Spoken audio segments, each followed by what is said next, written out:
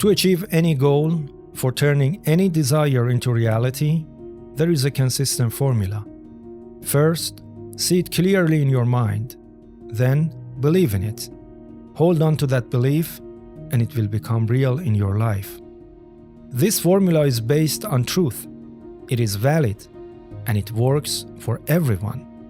But here some serious questions appear. Questions that need clear answers. Because without them, the path becomes much harder.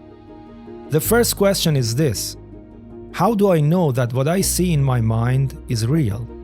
How do I know it is reliable? How can I be sure that if I believe in it, I will reach a positive result? This is not a small question. It is a critical one. Anyone who has a clear answer to this is already ahead of most people and can turn their goals into reality far more effectively. In what follows, I will give you a deep answer to this question. You may need to listen more than once, because these ideas are not simple. They are powerful. They can open new ways of thinking, and most likely, you have not heard them explained in this way before. So let's return to the question. How do I know that what I see in my mind is real and trustworthy? The answer begins with a simple principle. Can existence come from non-existence? Do we have anything that exists but came from nothing? Never. Existence always comes from existence. Non-existence cannot create anything. So if something appears in your mind, if you can see it, feel it, or even hear it internally, this means it has a level of existence. It means it is not coming from nothing. What you experience in your mind has a form of reality. Now, let's look at a clear example, because what we see or hear in the mind does not yet exist in the physical world. So how can we understand this? A very simple example is the smell of food. Imagine you enter a place and you smell food in the air. The moment you sense that smell, you know that somewhere nearby food exists. And the stronger the smell becomes, the closer you are getting to the actual food. If you want to find it, you simply follow the smell, because the smell will lead you to the food itself. Now think about this. When you first smelled the food, did you see it? Did you taste it? No. That smell came from the food, but in a different form. A level your sense of smell could detect. And by following it, you eventually reach the food itself. So that smell could not come from nothing. It came from something real. The same principle applies to your goals. What appears in your mind comes from a reality. It comes from a form of existence. If you follow it, which means you believe in it, you move toward it. Belief is like focus. It is like directing your attention to where that signal becomes stronger, just like following the smell of food. And eventually, you reach the very thing you first saw in your mind. This example shows us something important. We live in a world where not everything is visible, touchable, or audible at every stage.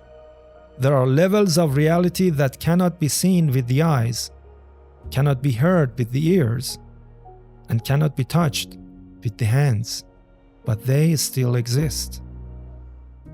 And if they are followed, if they are believed, they can and will become something visible, something audible, and something physical.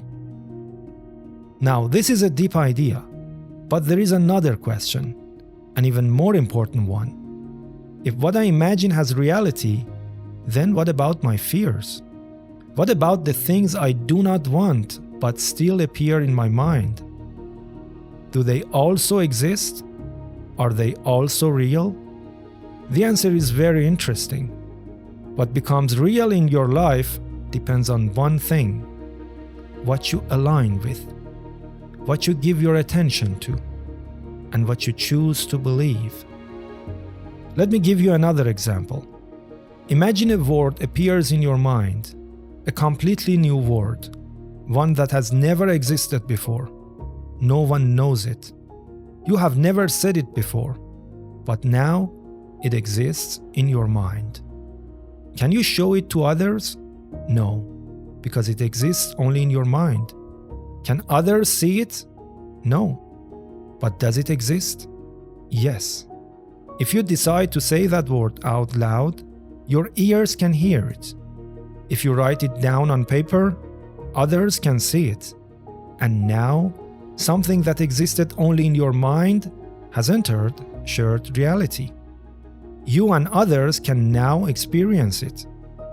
For example, imagine a word like achera. Maybe this word does not exist in any language. Maybe it has no meaning. But the moment you say it, others can hear it. Others can recognize it. It has entered shared reality. The same applies to your fears and your goals. Your fear is a form of potential existence. Depending on whether you align with it or not, it will or will not be brought into reality. Your goals and desires are also forms of potential existence. Depending on whether you believe in them, meaning whether you align with them, they will or will not become real. A conscious person understands this. When something unwanted appears in the mind, when fear shows up, they do not give it attention. They do not align with it. They do not accept it. So those fears are not allowed to grow into reality. But on the other hand, their desires, their goals, the things they truly want, they believe in them. They align with them. They focus on them. And through that, those desires are brought into a level of reality we all see. Now, a final question. How does this actually happen? We are talking about a vast universe, a huge system. How can my belief affect reality? Isn't the world outside of me? The short answer, from a deeper understanding, is this: you and the universe are not separate. At the deepest level, you are one. If you truly want something, the universe moves with it, because you are not two separate entities. When you believe in something, you are focusing on something that the universe has already revealed to you. And now, you are choosing to become a channel through which it rises into a higher level of reality with the deepest part of that experience belonging to you.